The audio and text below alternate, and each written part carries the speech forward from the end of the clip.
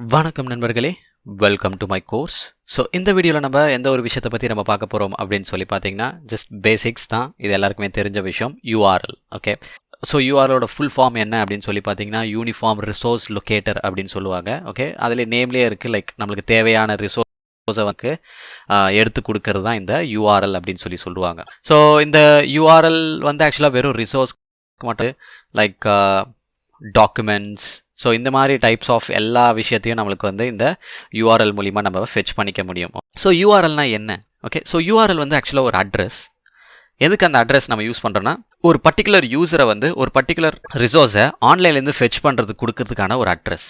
So இப்போ நார்மலே நம்மளோட real லைஃப்லேயே பார்த்தீங்கன்னா ஆக்சுவலாக நம்மளுக்கு ஏதாவது ஒரு பர்டிகுலர் அட்ரஸ் இருந்தால் தான் நம்மளால் அந்த பர்டிகுலர் பிளேஸ்க்கு நம்மளால் போக முடியும். கரெக்டாக?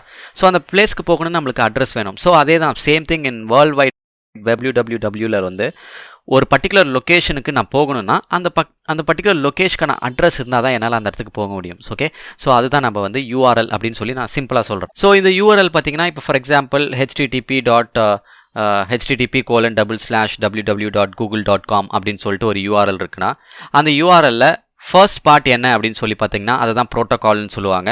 HTTP is a protocol. Okay, so அந்த ப்ரோட்டோகால் அப்படின்னு சொல்லுவாங்க. அதுக்கப்புறம் செகண்ட் பார்ட் வந்து என்ன அப்படின்னு சொல்லி பார்த்தீங்கன்னா www.google.comன்றது வந்து ஒரு டொமைன் நேம் அப்படின்னு சொல்லுவாங்க. Okay, so domain name.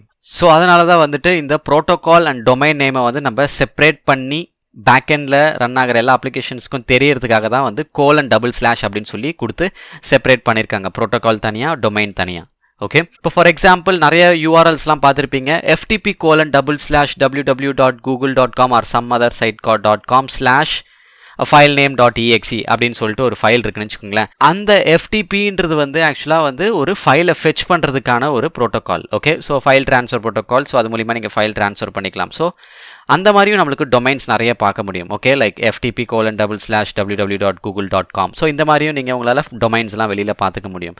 Okay guys, so this is just a basic thing. Okay, so just உங்களுக்கு ஒரு ரீகேப் பண்ணுற மாதிரி தான் இருக்கும். ஓகே, லைக் இது ஆல்ரெடி நிறைய பேருக்கு தெரிஞ்ச விஷயம் தான். ஸோ அந்த ஒரு விஷயத்துக்காக நான் ஜஸ்ட் ரீகேப் பண்ணுறேன், அவ்வளோதான். Okay, so that's all from my side guys. So thank you so much for வாட்சிங் திஸ் வீடியோ.